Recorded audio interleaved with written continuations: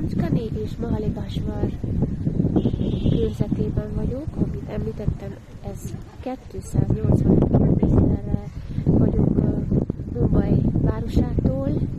Ezen a vidéken ered a Krishna folyó. Minden folyó egyébként szent a hinduknak, de nem csak ez, hanem innen ered pontosabban Pancsgani, helyileg most Pancsganiban vagyok, de Mahalibásvárnál ered Savitri, a Gayatri, a Koyna és a Vena is.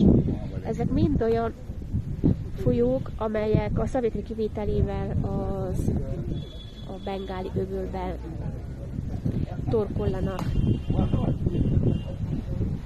Gayatri és a Savitri egyébként lány is.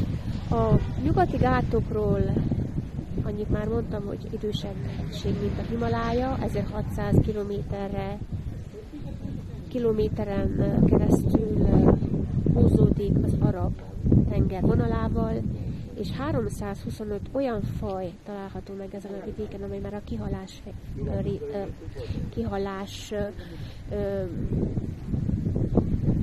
szélén áll, és 36 olyan tájegység a nyugati gátok közé tartozik a biodiverzitás okán, amely a világörökség részét képezik. Tehát a Krishna folyó és a nyugati gátok.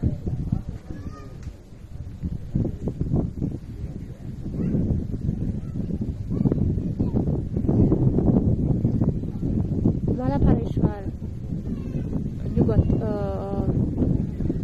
ez a téli fővárosa volt az angoloknak, akik megszerezték ezt